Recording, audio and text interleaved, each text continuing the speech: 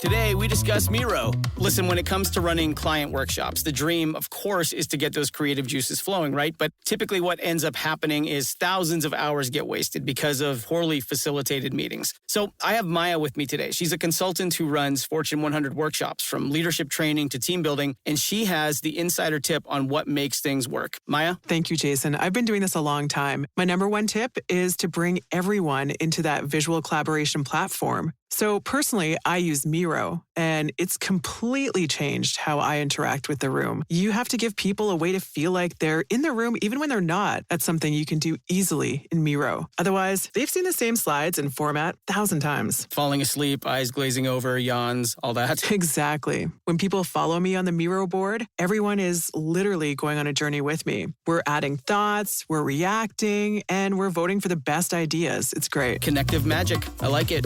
That's MIRO.com. Every team, every topic, everywhere. This is Believe.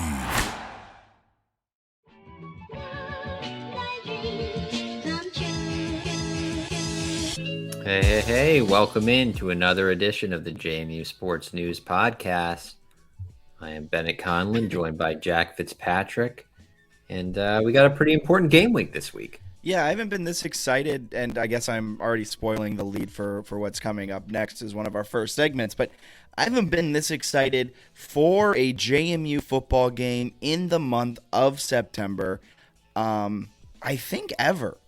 Maybe not. And NC State, I went to the game. I had a good time at that game, so maybe I was excited for that, but just to sit at home and watch it. Also, if anyone knows where to watch these games in the area of Charlotte, please let me know. There you go. Might be the maybe the most meaningful, like interesting conference game since like the Richmond game day game, maybe, because like even the Villanova game day game wasn't that, like the actual game wasn't that thrilling. So it's up there in terms of like recent important games, and like important can maybe be in quotes because JMU is not eligible for anything, but you get the idea. It's important. I mean, this season. It's weird because basketball, we also knew they were playing for nothing. And this football season, early on, people, after those first two wins, I kind of thought this could be an at-large team. All right. I don't need the sarcasm. But like they were playing for nothing, and by like mid-season, but by conference play, we had totally checked out.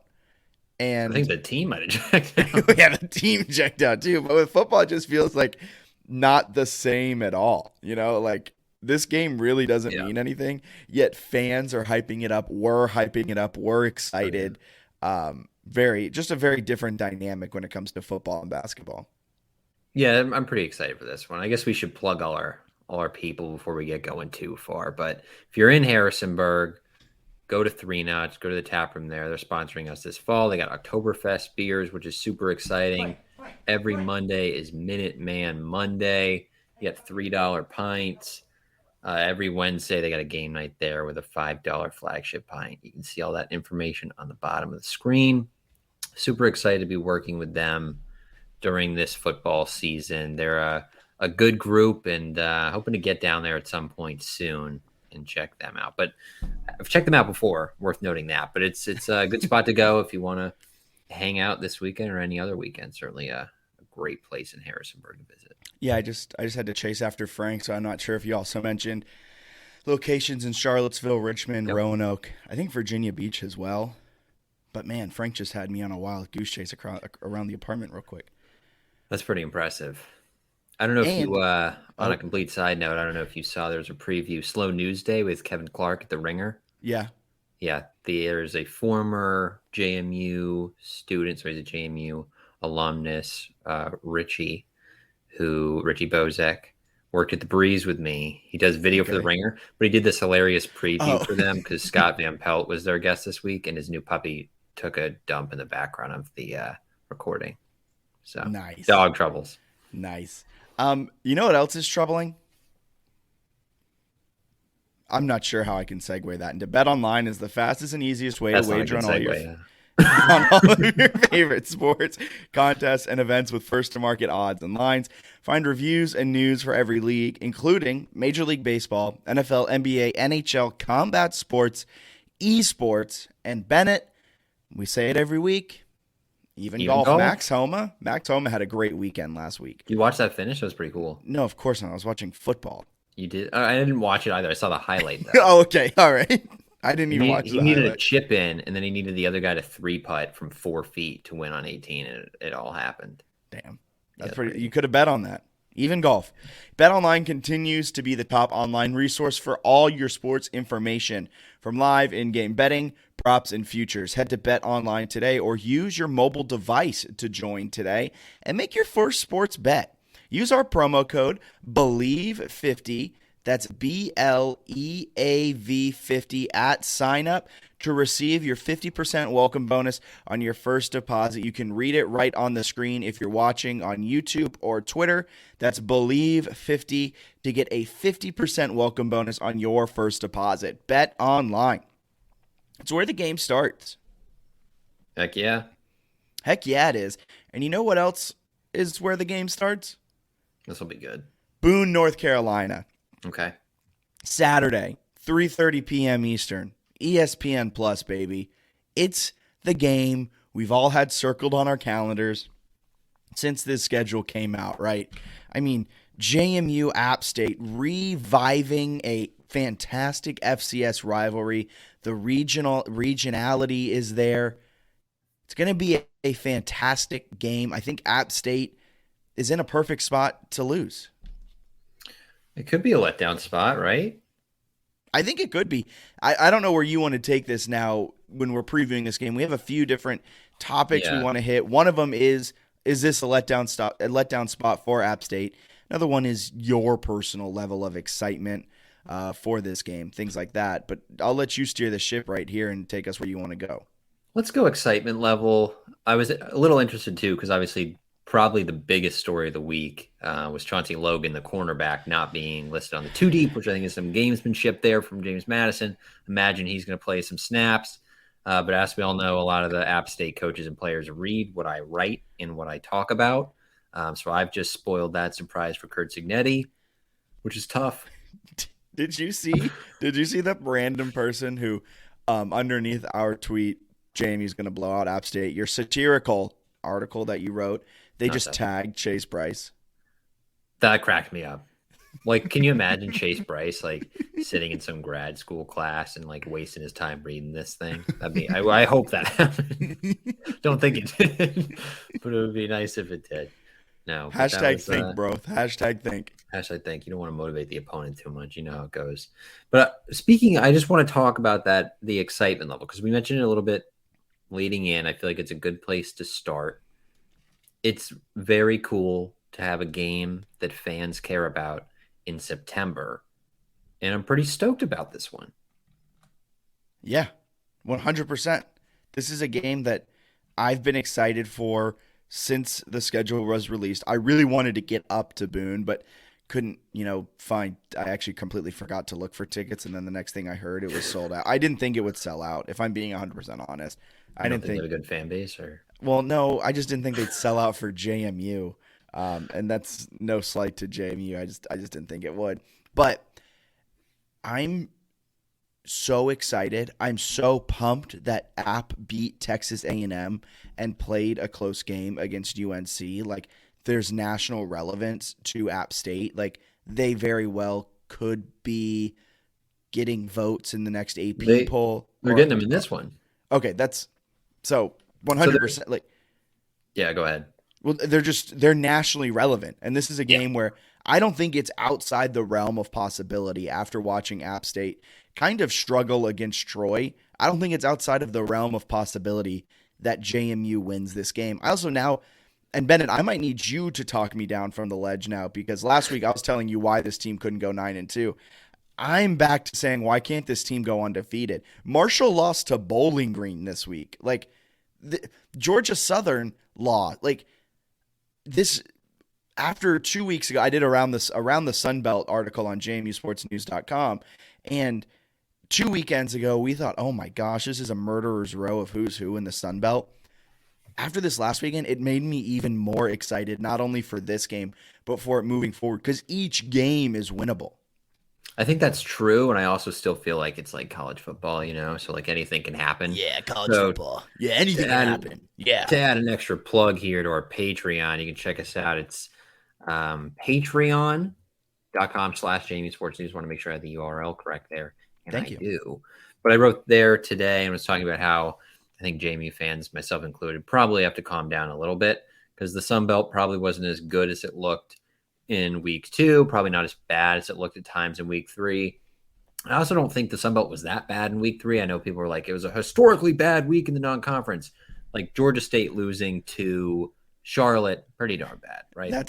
Charlotte was arguably the worst team in the nation, and now Georgia State is one of like the bottom 5 teams in the nation too. But like you have me on the Georgia State train where I think Georgia State is a lot better than what they actually are. But then they went and lost to Charlotte. Granted, I will say Charlotte's been without their star quarterback and 15th year senior Chris Reynolds since he got injured in the first half of week 0 against FAU. Yeah. So they've been without him, playing with like their third string quarterback because their second string quarterback lost the job. So their offense has been lethargic, paired with one of the worst defenses in the nation. So it's not terrible that Georgia State lost that game. But sorry, I didn't mean to be a Charlotte apologist. Definitely a tough loss for them. But yes, I think a fair point there that maybe Charlotte's offense is a little better than they were in some earlier weeks. So a little improvement, but they got like smoked by William and Mary. So it's kind of tough to look at that one and be particularly pleased. So that one's not a great one. Marshall was up 14-0 on Bowling Green in the first 3 minutes, and they lost that game. So even tougher, right? Because I think a lot of people were like, oh, maybe they'll have a hangover. They didn't really have a letdown because they scored 14 points in 3 minutes and were, on their way to a blowout, and they end up losing in overtime. So that one's tough because they were pretty heavily favored in that one. There was definitely some results that weren't great, but like ODU came within a last-second field goal of beating Virginia, despite looking like garbage. I watched some of that game, and I got a COVID booster on Friday. Watched that game on Saturday with like the 1 day of side effects or whatever. That was physically painful. It was mentally painful. It was a horrible experience to watch any of that. I don't know why I did. It was terrible. And then you had who's the other team that gave a pretty good run? It was South Alabama almost beat UCLA. So like there were a couple results that go the other way, and it's like, oh wow, the Sun Belt's back in the national conversation. So obviously not great, but a lot of those losses came by, I think all of those came within 3 points. So there's some reason not to overreact. I think people need to stay calm. And JMU fans, like the Dukes still haven't played anyone, which I think is important to mention. Like they've looked good, and when they have a bye week and other teams look bad and your team doesn't do anything, it's so easy to be like, oh my God, we would wipe the floor with those guys. It's really easy when your team doesn't play to be like, wow, we're so damn good, because you can just make up things in your mind about how good your team is. It's also really easy to say that when you're sitting there and you're like, we're the number 1 scoring offense in the nation, right, with the number 1 scoring defense. Georgia's allowed 10 points. Iowa's allowed 13. And heck, we're right there with only allowing 14. Like, it's really easy to then sit back and be like, we're going to crush everyone. And this is a time where stats lie. And I'm on record multiple times on this podcast when I was writing for The Breeze, doing all of my things. Like, stats never lie. The answer to the world's issues are in stats, are in numbers. This is a time stats are lying to you. This team is not that good. Dude, I am so excited for the ESPN Plus broadcast because JMU's allowing 10 rushing yards per game. That's a graphic coming up where it's like, oh, this entire thing. Todd Centeio, there's going to be a lower third graphic at one point. First in the nation in efficiency, first in passing yards, first in touchdowns. And it's going to be like, it's going to come in like the third quarter when it's 14-21 or like 7-21 in favor of App State, and Todd Centeio has like 2 interceptions. Not saying it's going to, I think it's going to be a better game than that, but I'm just like, watch it just be like a complete blowout. And they're like, this is what JMU's offense was. That's why I mostly can't wait for the changes where they're like, They came in averaging 10, and through one drive, Appalachian State has Appalachian State. Just has, read their game notes. It's yeah, all yeah. over their game notes. Has 22 rushing yards, and it's like, well, yeah, they played Norfolk State and Middle Tennessee, and Middle Tennessee looked like they were high schoolers, and Norfolk State looked like they were like grade schoolers. So it's going to be a much harder game. It's actually on the road, which is a huge challenge. So it's going to be a lot tougher. So I feel like that's something that when JMU fans saw those results last week, they're like, oh my God, we might be the best of the best in the Sun Belt. It's like, well, play a Sun Belt game first, right? Maybe win a conference game before we declare ourselves the best of the best in the league. I also just realized I had something misspelled on the screen, so we're just going to take that off. I was new reading, so that's good. Most of our listeners can't read.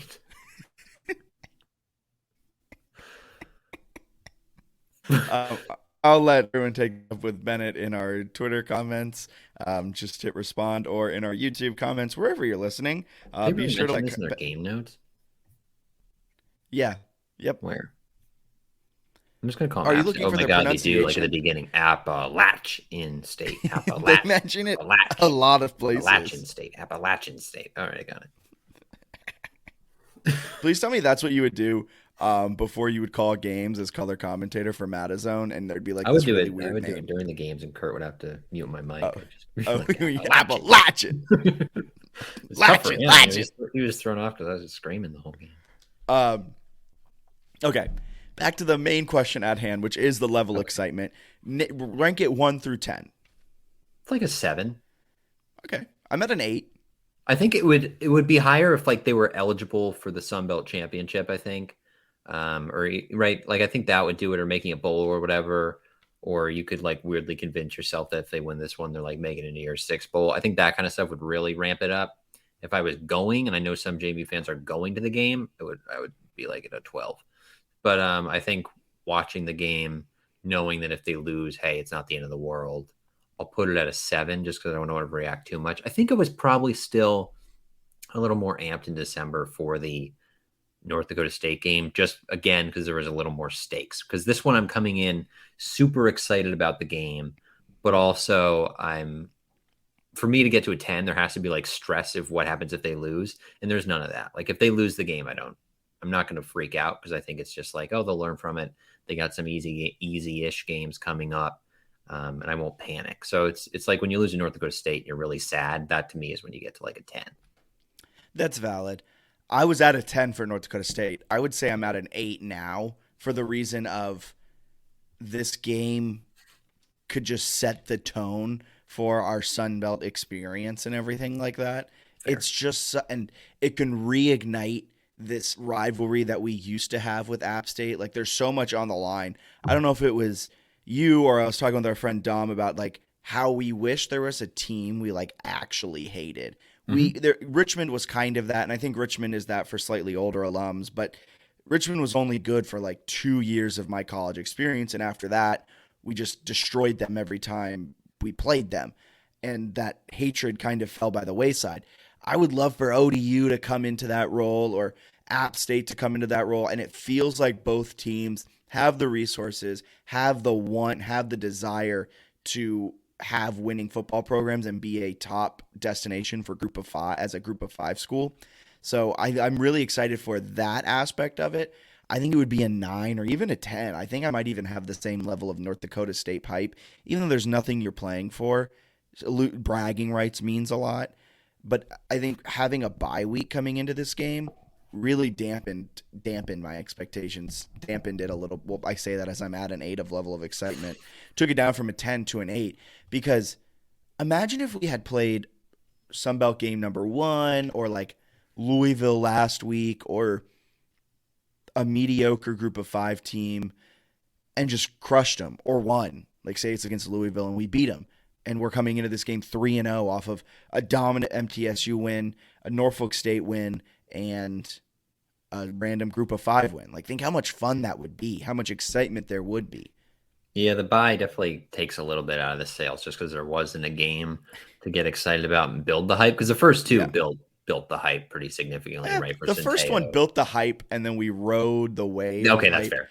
That's fair. Norfolk State. Honestly, I think Norfolk State took the wind out of my sails more than a bye week would have.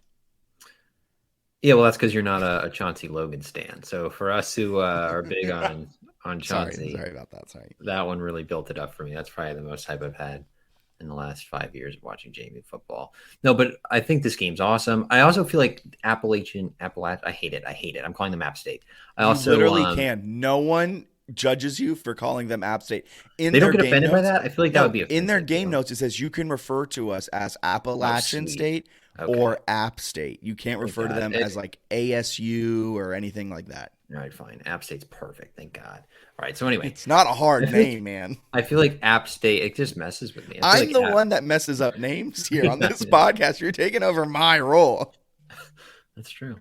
I feel like the App State fans this week were also, like on Twitter, were also kind of fired up and excited and willing to be like, hey, this could be a rivalry, which I don't think I've ever interacted with fans on Twitter other than like North Dakota State. You know, I don't think there was ever like a Delaware. Well, actually, there is one Delaware fan who's like, but I think he was a parent.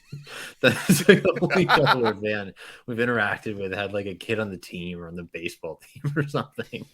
So it's a little different when you have people who are just fans of the team that'll kind of give you some crap. But yeah, having a fan base that is smart, that understands it's 90% of them understood it's satire. There was one really fun interaction I had where I thought he didn't realize it was satire, and then he responded to me. He was like, the world wants us to hate each other. Let us hate each other for this week only. And I was like, honestly, I love this type. Like, I want a rivalry like that. And if this becomes that rivalry, so be it. If ODU becomes that rivalry, I'm excited for the ODU game because I think that has the potential to become that rivalry. I'm so excited for that. I think it's kind of cool too, like that there could be multiple rivals, right? So like ODU, I think can be pretty heated, but also having maybe Marshall and App State being, I got it right, both being kind of heated rivals, I think could be really good for the program and could be really good for fans. So that's exciting. I know from like growing up, and there was a Wisconsin fandom throughout my family, and obviously like the Minnesota game is their end of year rival or whatever.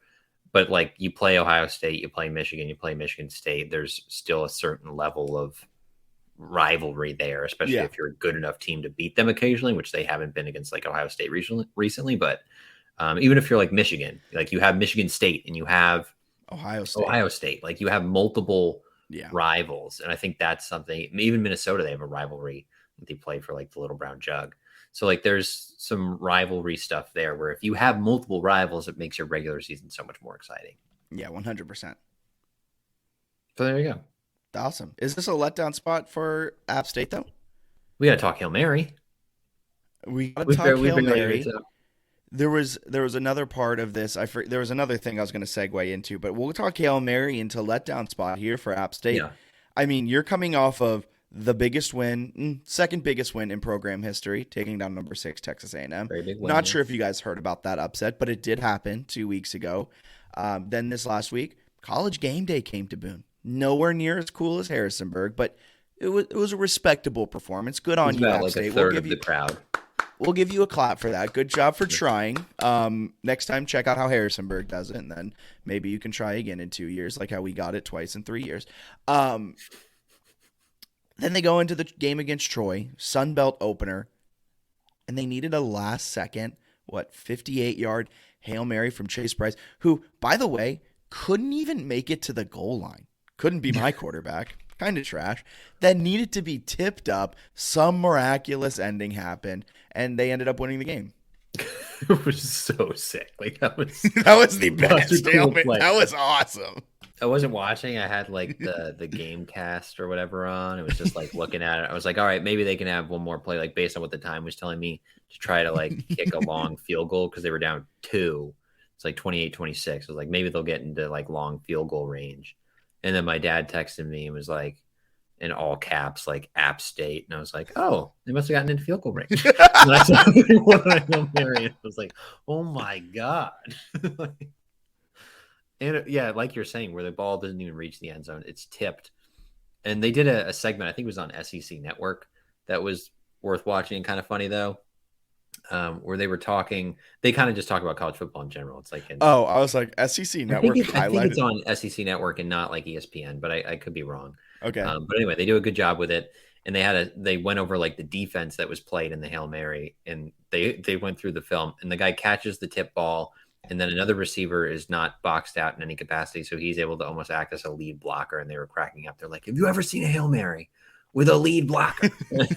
So I think Troy certainly missed a little bit defensively, but well done by App State. And what a storybook ending to a college game day visit, which JMU did not have the first time around.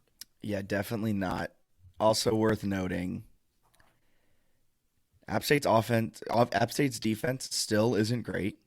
They allowed 28 points against Troy, which is hilarious. Against Texas A&M was their best defensive performance. I think against, Texas A&M stinks offensively. That's very valid. That is a good point, but it's still a Power 5 SEC program that has 5-star recruit. I read in their game notes, like their average weight on the offensive line is like 284. And they were able to manhandle Texas A&M's defensive line. Is it really only 284? I'll check their game notes next time you go on a side tangent about something. But I didn't realize they were so small. I knew they were kind of like a lesser program than JMU. I just didn't realize App State was so small. I love how we're just getting into just throwing darts at them. But allowed Gunnar Watson, what type of name's Gunnar, to throw for over 300 yards. And they allowed 4 rushing touchdowns, 2 of which came from Gunnar Watson. Huh? Todd Centeio is going to cook. Oh, no, that's what I'm saying. And Chase Bryce did go 22 of 34, but only for 284 yards. I've not watched a full App State game. I gotta. So, do you ever like buy fruit and it comes with fruit flies in it? Yeah, that sucks when that happens. And I'm currently trying to get rid of them. And there's those. Yeah, they do like land in your mouth. Those are the worst. It's found its way into my office, and it's not a fun time. But I haven't watched a full game. Does Chase Bryce just dink and dunk? Because with 22 completions with only 284 yards, I feel like he should. That's pretty good. I guess it is. I guess like it is. 10, it's like 10 plus. Okay, yeah, I did the quick math wrong. I carried the 1 in the wrong place. That's all right. He hit a 53-yarder in that one. Yeah, so take out the 53-yarder. Which was the Hail Mary. So before the Hail Mary, it was a little less impressive, that's for sure. But that certainly helps the stats. Their running back room's really deep, which I think is scary. And they have one guy who's Nate Noel. He's back for this game. Yeah, that's terrifying. Yeah, that's he very was like 14 carries for like 100-plus yards against North Carolina. Has not played the last 2 games, if I'm not mistaken. Their running back room is super deep.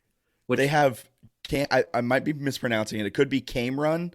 It could be Cameron. I'm going to go with Cameron Jones. He's been the lead back since Nate Noel has gone out.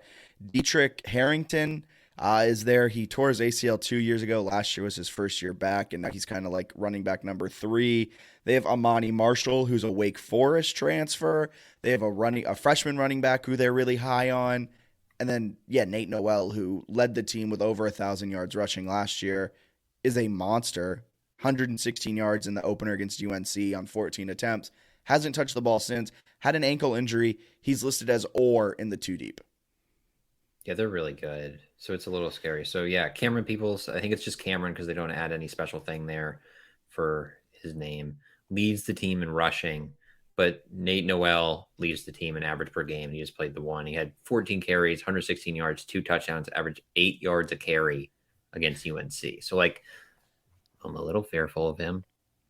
I'm very fearful. And Dietrich Harrington averages 5.8 yards per carry. And that's the most out of anyone who's like had more than 20 touches. They're good. They've got some receivers who do some nice. The receivers don't scare me as much. Really? Christian Horn's all right. Christian Horn did just come off of a 5-reception, 98-yard performance. One of them was the Hail Mary. Yeah, and he was the receiver of the Hail Mary. I think Christian Wells is another guy that's pretty solid, but they don't have like a guy. Sean Davis is pretty decent. He leads them in receptions. They've got some. I feel maybe it's a little more balanced, so it's not quite like. I think Chris Thornton you can make a case he's like the best individual receiver in the game. Like, granted, their running attack scares me so much that it then opens up their passing attack. They're one of those quote unquote run to set up the pass, and they're really good at running the ball. And it's gonna be tough for. Maybe this is when your prediction preseason about this defensive line not being big enough and James Carpenter not being fit to be a nose tackle, as we all know you said. Maybe this is when it comes into play. But also, their offensive line is only 284 pounds on average. I know you're messing with me, but to go off of that point, I am interested to see what happens because like in the Texas A&M game, they beat them, and you had a stat on our little stat sheet where you're talking. I think it was what is it points per drive or something. Maybe we Yeah. can get into that in a minute, but they've got a good like points per drive stat. Some of that is because their drives are super slow. Like they'll take forever on a drive, so they might not have that many drives. Like the Texas A&M game, where they possessed the ball for over 40 minutes or whatever we talked about last week. I think 40 minutes, maybe 38, something like that. I mean, they average 35 minutes time of possession a game, which is got to be top 25% in the country. That's huge, right? So that's an important thing to keep an eye on when you look at like the defensive line. Like I don't think if the other team has the ball for 35 minutes, I don't know that you want like you're probably going to rotate your D line a little bit, right? So that's where I'm interested. If they do have to rotate and maybe Carpenter has to go out for a little bit, who comes in? Are they able to match that same level against an offensive line that you were correct on the weight? They're only the average is like 285 or whatever, but they're clearly good. Yeah, Like there's no concerns with their offense, in my opinion. Like they've controlled the clock against A&M. They put up 40 fourth quarter points against UNC and scored 61 for the game. And then had a fine showing against Troy where the offense was plenty respectable. So it's an offense that's pretty darn good. I'd argue even with their terrible UNC performance, it's sorry, something happened on our broadcast side, so I'm trying to fix it as I'm talking. Okay. Very odd. You think their defense is good? Well, I think their whole team's good. They have a 3.8 SP plus, which is, I believe, tops in the Sun Belt. They have an EPA of 0.0, so expected points added per. That's per game. 0.028, which is really solid. Projected to be their win total was at 8.5 to start the season. And you just look at some of those numbers compared to JMU. JMU's EPA, we haven't gotten it yet because we haven't played enough FBS games. That's right. But their SP plus is minus 2.1. We were talking about points per drive. App State scores 3.71 points per drive. JMU just scores 2.92. Granted, JMU has the better net point per drive at 2.5, but that's because they've only allowed 14 points this season, whereas App State has a 3.15 defensive points per drive, so only a net of 0.56. And I know that was a lot of numbers just thrown out that if you don't have it in front of you, really doesn't make much sense. But I mean, App State is a good team. Really good. Both teams possess the clock well and have been good on third down. So I mean, it's a heck of a matchup. JMU, I'm still kind of worried about the secondary. Yeah, so I think that's a concern for me. I think the defense will kind of hang in there, against the run. They're going to give up some runs. They're going to give up some plays, but I do think they'll hang in there. I'm so sorry. That .028 EPA was per play, 4.79 per game. There you go. EPA stands for expected points added. Average. Gonna have to look up all these stats and make sure. I'm gonna have to look up. I always forget. I know what EPA measures. I always forget what it stands for. I think that's right. But hey, a lot of stats. Expected points added, commonly referred to as EPA, is a measure of how well a team performs relative to expectation. There you go. It says overall 35th in the nation. You've got in our spreadsheet, Yep. So clearly they're pretty good. We talked about it, kind of alluded to it earlier. But they are receiving votes. So if you go outside the top 25, they would be 28th nationally, according to AP poll voters. So that's a fruit fly dies. Pour one out. So they're like a top 30 team, according to AP poll voters. And, some metrics have them more of a top 50 team. Obviously, the Hail Mary kind of changes the perception a little bit. If they don't hit that and they lose to Troy, kind of an interesting spot there. But I do feel like it's a little bit of a letdown spot, which we talked about, the emotional highs that they've been coming off of. I think my main concern for JMU is like whether it's a letdown spot or not, it's, like, what is it going to be, 30 plus 40,000 or whatever they can fit in there.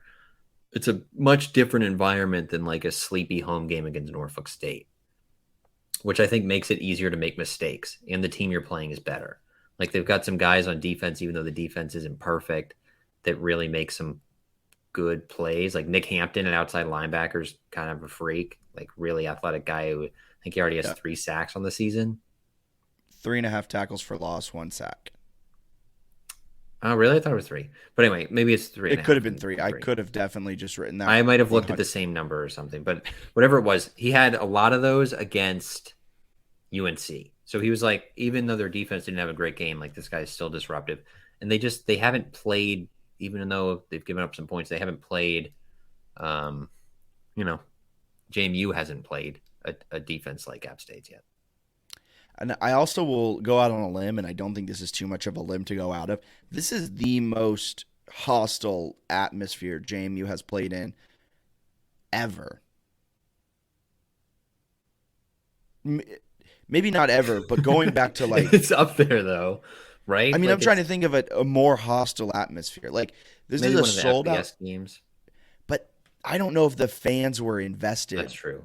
Like the Fargo Dome's a good one, but I think I'm interested to see how invested this group is. It sounds like they're going to be pretty fired up. You know what I mean? Like it's not North Carolina though, and it's not College game day. So is there any let down from the of, fan like, perspective? Yeah, which there's no way to actually measure that, right? It's just like a nonsensical talking point I'm throwing out there, but it's definitely one of the hardest. You could make a case it's the hardest environment or like the rowdiest environment they've ever gone to. I was trying to think maybe back in the day of playing App State, back in those days, or like something like that. But it's got to be up there with in recent. I'd say in the last 10 years, probably the most hostile environment. And that's nothing against the Fargo Dome, but the App State Mountaineers actually own their stadium, so that's also a difference. It's going to be wild. You know, the Fargo Dome's a little inflated, right? Because it's like they keep all the noise inside, where it's like this one is more sheer volume of people. Yeah. Like they're not just cranking AC/DC and not allowing the noise to escape. Is that what App State, not App State, is that what they always does? play, don't they always play like Thunderstruck or something? They do something like that. Like I have no idea. Walking. We don't care about the FCS anymore. Yet next topic that I want you to hit on, because you added this in the outline. Please look at the screen. What is this? Yeah, I don't want to see JMU fans overreact if they lose. You know, okay. like I've seen some of that, and some of that's just from like pure trolls. But there's some. Are you talking about Ezra Hack? Yeah, he's up there. But there's some people who legitimately, like at the end of last year, remember when they lost to North Dakota State? And they're like, I don't know if Signetti's the guy. Like, if well, there was a Twitter space, right? It was that was titled "Fire Signetti." If they lose to App State, everyone needs to just like calm down. They're expected to lose. They're like a 7.5 point underdog. If they're competitive in the game, that should be fine. Like Signetti should have multiple years as the head coach at the FBS level before any move would possibly happen. And if you're thinking about that, you're a lunatic. But I would like people to realize that he's been very good. They're going to be prepared going into the game, but it doesn't mean they'll win. It doesn't mean they're going to win 9 games this year. But everyone, no one's going to react normally to this game either way. They lose it, and I'm sure there'll be people who are like, oh my God, what a horrible letdown and a missed opportunity. And if they win it, people are going to be like, well, we need to petition the NCAA to get into a bowl because we're the best team ever, which would be a fun hype thing to have. But I just hope people realize that Signetti's a good coach. They're going to be prepared regardless of the result. And it's easy to get lost in the 1 week results when you got to look at the whole picture. Yeah, I love. But also, oh, okay, sorry, I thought you were finished. let me play devil's advocate on myself and ask you this: What's the biggest win? What's the biggest win of the Signetti era? Oh my God, you're reading too much into Ezra Hack's tweets. No, actually, no. Like this is a real question, not a conspiracy theory question. I mean, he doesn't have a big win. That's like I know Ezra. Ezra Hack is annoying, and if he's listening, or they or she, if they're listening, they bring up good points. Like they are a troll, but at the same time, Signetti's never won a big game. His biggest games, he's lost them all. I mean, I'm not saying he's a bad coach. I'm right there with you. I think he's a great coach, and he's only played like 3 or 4 quote unquote big important games and like away. So your sample size is really small. That's the part that's dumb. But they've got some good wins. Like they have a Weber State semifinal win at home. like where they've had some good playoff runs. And they had a Weber State win on the road in week 3 like of that's last a good season win. with a banged up Antoine Wells. Yeah, like that's a good win. They got conference titles and stuff. Like the way they dominated Montana in the quarterfinals last year. Like I think you got to consider those at least quality wins. But at the same time, there's not like a holy crap, look at that. Like the Houston at North Dakota State followed by a national title kind of stuff. If anything, there's holy crap, look at that in a bad way of holy crap, look at that explosion against Sam Houston State. Holy crap, look at that fullback who just ran for 500 yards. Like, and like the West Virginia game was winnable. So I mean, they've had chances in huge games that they've missed. So he is a very good coach, and I also feel like it's time. Like it's time to get one of these big opportunities. And if they don't, it's not the end of the world this week. But like you've got this one, Marshall, Louisville, ODU are probably the 4 biggest left, maybe, unless you want to count Coastal, but I don't know about that. So I think those are probably the 4. If you can get like 2 of those, that'd be huge. 3 of those would be crazy. You get 4 of them, win out, petition the NCAA, take Bama on, beat Saban. Bada bing, bada boom. Who knows? Boom. Signetti. I mean, Saban's been struggling against past assistants. Signetti's a past assistant. All I'm saying. Give us the opportunity. Dukes by 90. But yeah, I mean, what are your expectations out of this game? We've talked kind of about the excitement level, the lead up to it, everything around the game. Let's kind of dive into this game itself. X's and O's, 60 minutes on the field. What do you think happens? We'll save our prediction for later in the game, but game itself, what are you expecting, when you're sitting there in the fourth quarter? Are you going to be able to watch this game? I'll watch this game. Little terrified of the start. Okay. Because of the environment, because of the North Dakota State game, to be honest with you. Like, because they looked really good going into that game. And then the first half, they didn't look like a competent football team. So I'm hopeful they can go in despite facing absolutely no test this year, right? They've played Middle Tennessee, blew them out. Norfolk State blew them out. Like the level of difference. Bye week blew them out. The difference between like JMU's season to this point and App State's season is kind of comical. Like App State has had a season's worth of memories and like big moments and big games. And JMU feels like they've just gone through like a preseason.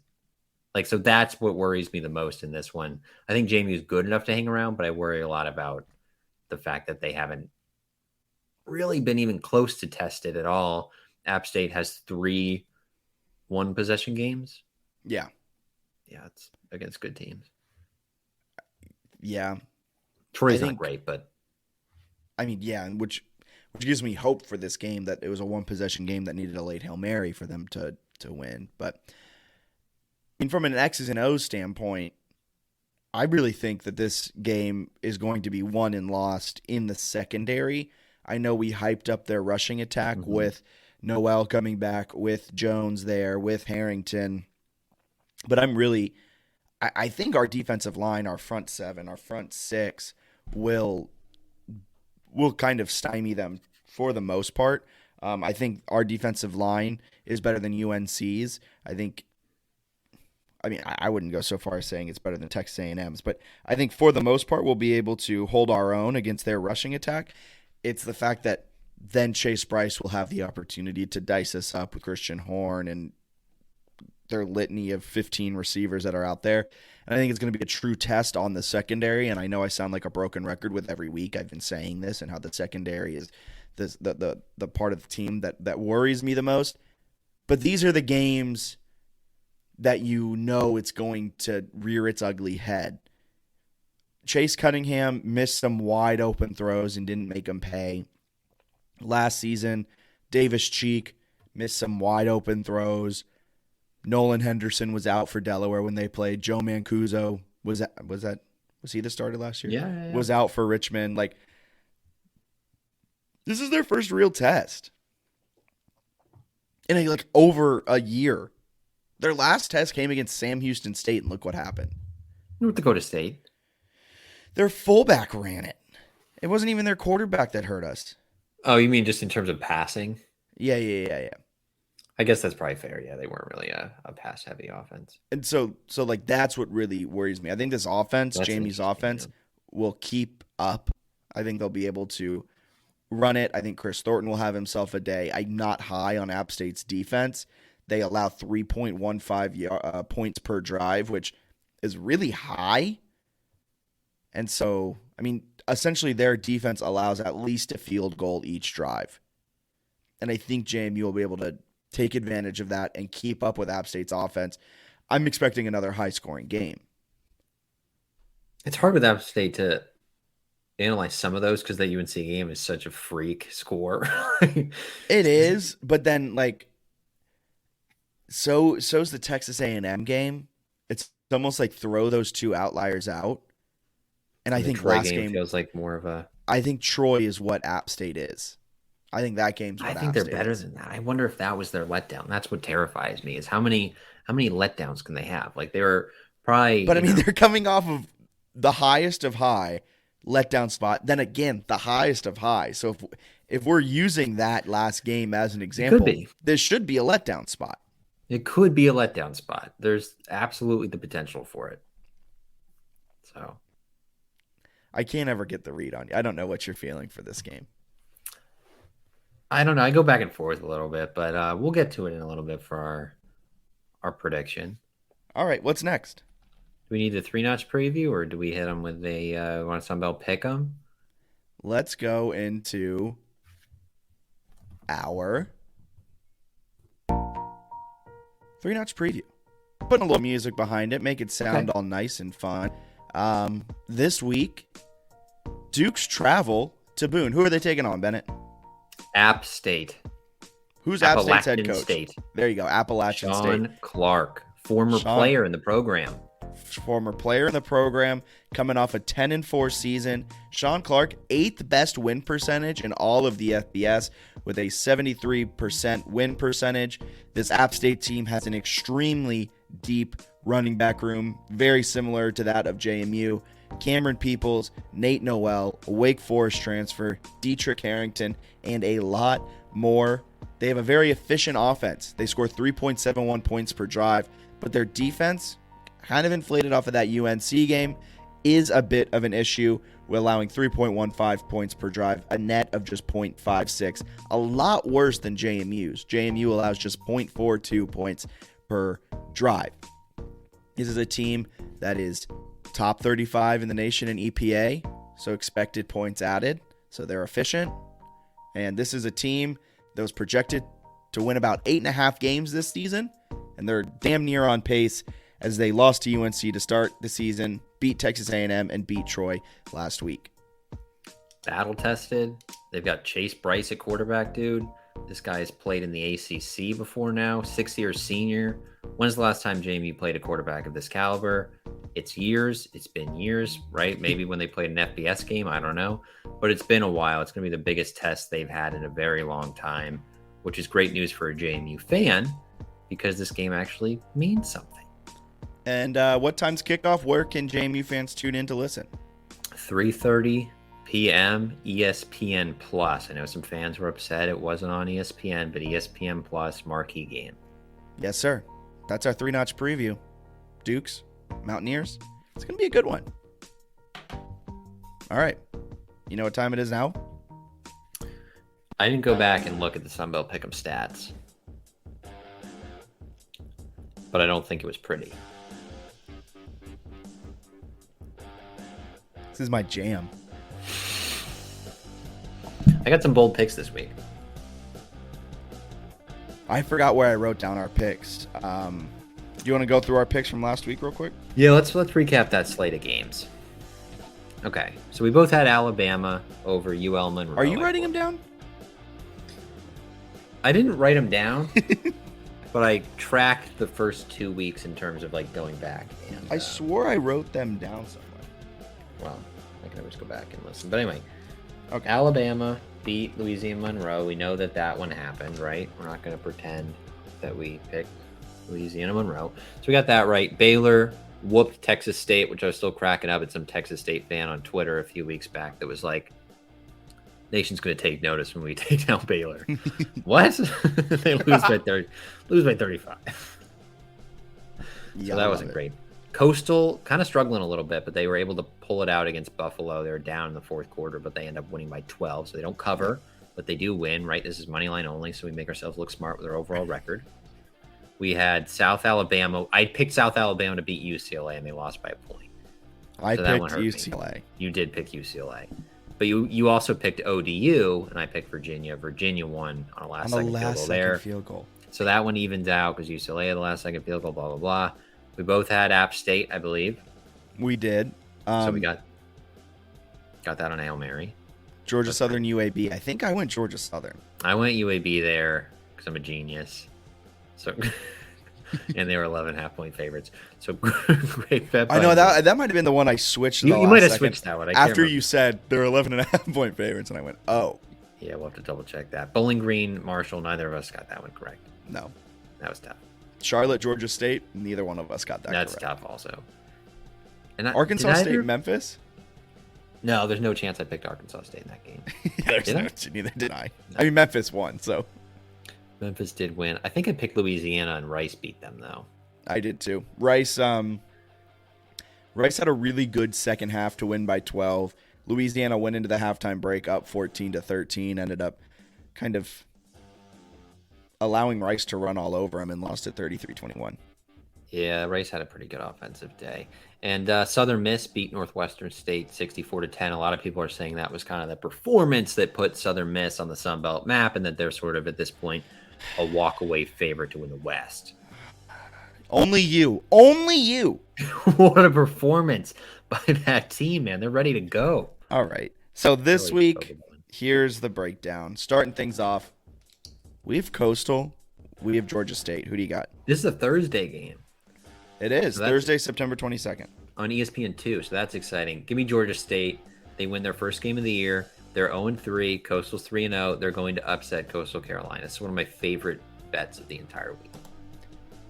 So Coastal's only a 2.5-point favorite. The over-under is set at 62. Weather at time of kickoff is 84 degrees. I'm going to go Coastal Carolina here.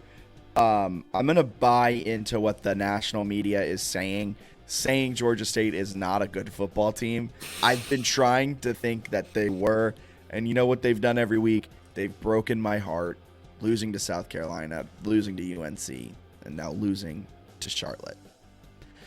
JMU, oh, save that one, sorry. I was just going down the line. My fault.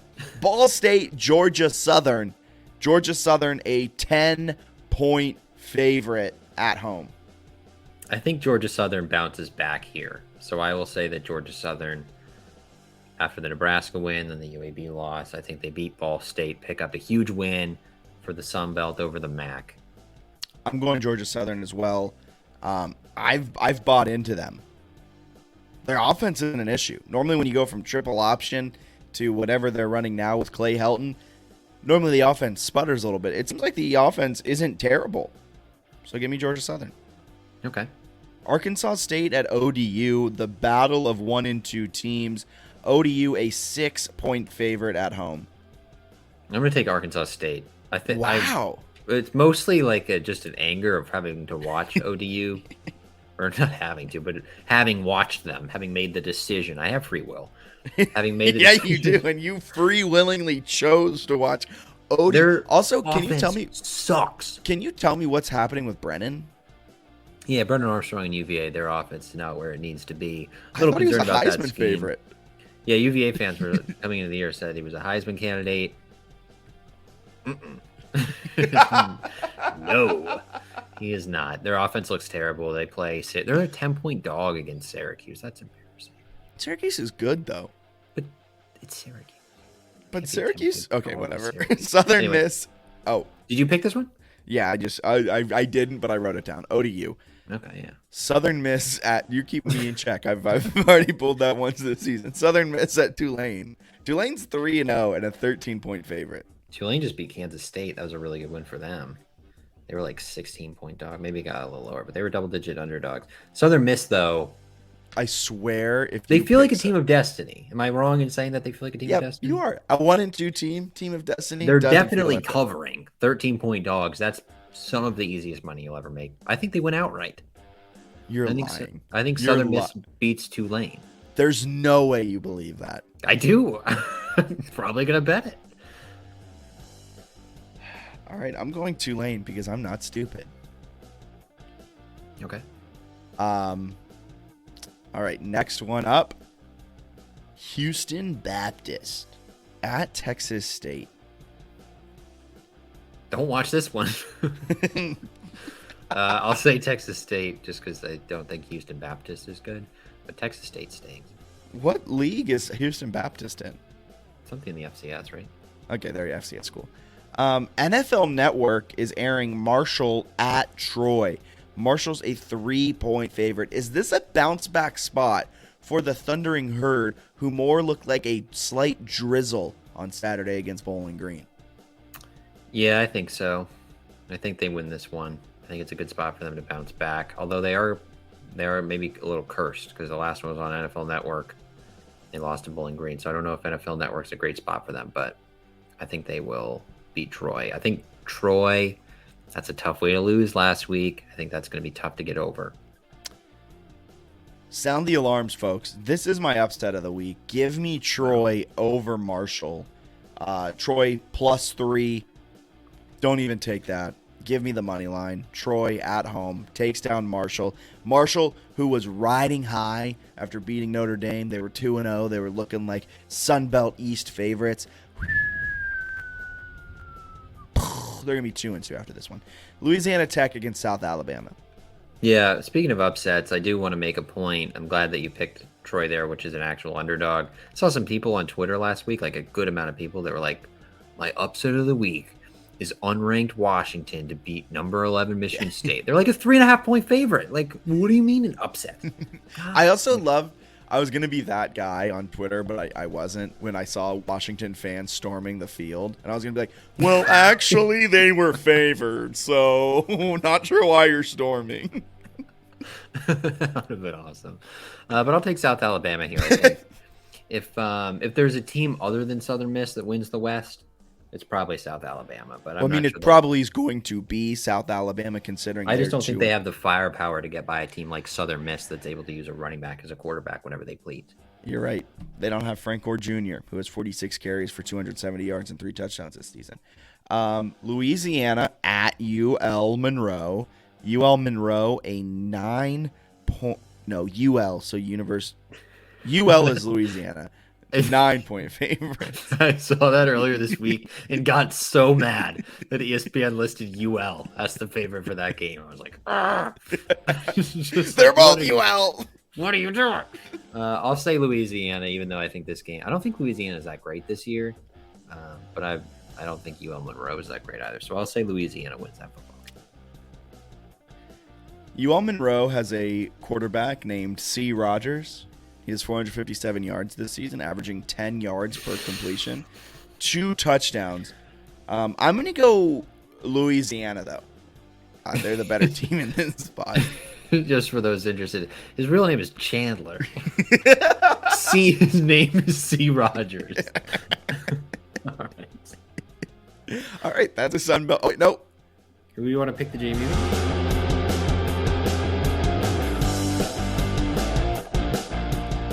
All right, it's time.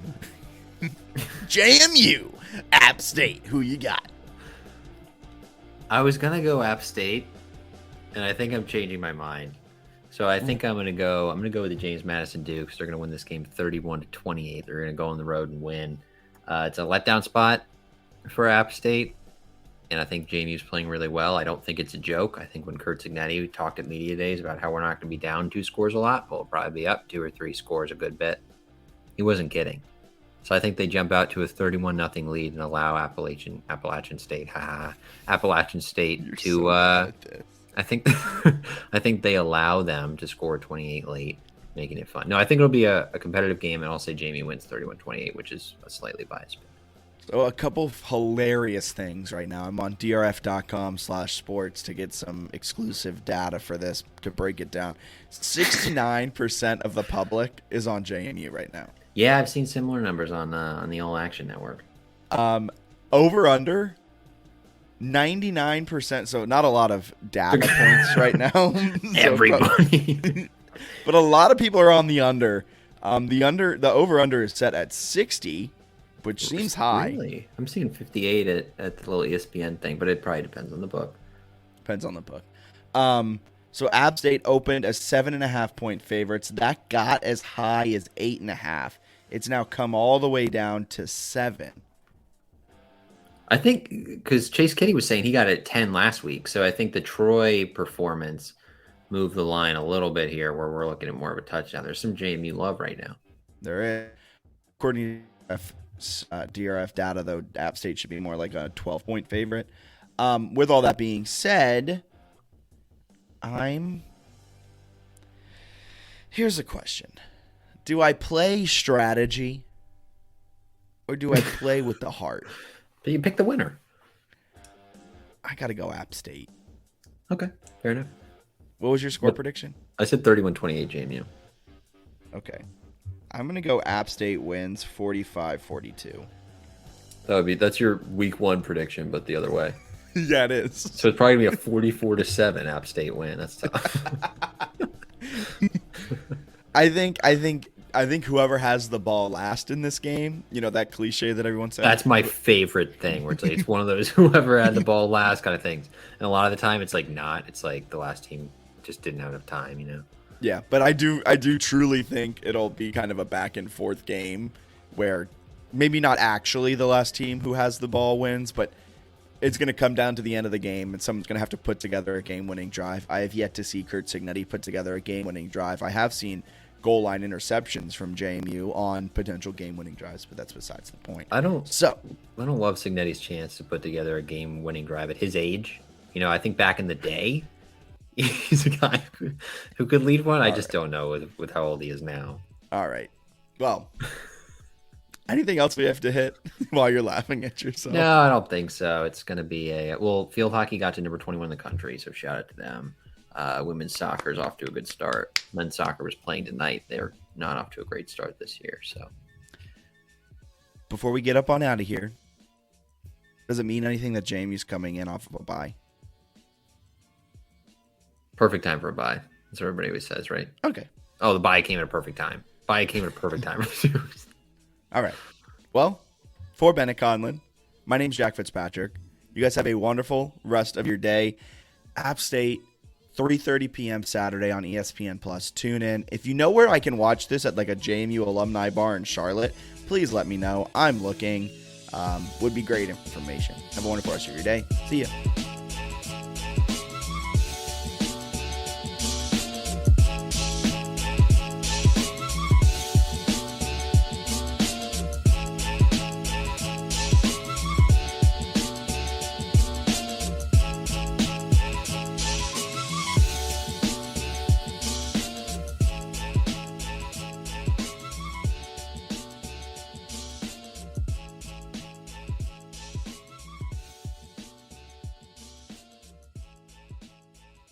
Today, we discuss Miro. Listen, when it comes to running client workshops, the dream, of course, is to get those creative juices flowing, right? But typically what ends up happening is thousands of hours get wasted because of poorly facilitated meetings. So I have Maya with me today. She's a consultant who runs Fortune 100 workshops, from leadership training to team building, and she has the insider tip on what makes things work. Maya? Thank you, Jason. I've been doing this a long time. My number one tip is to bring everyone into that visual collaboration platform. So personally, I use Miro, and it's completely changed how I interact with the room. You have to give people a way to feel like they're in the room even when they're not. That's something you can do easily in Miro. Otherwise, they've seen the same slides and format 1,000 times. Falling asleep, eyes glazing over, yawns, all that. Exactly. When people follow me on the Miro board, everyone is literally going on a journey with me. We're adding thoughts, we're reacting, and we're voting for the best ideas. It's great. Connective magic. I like it.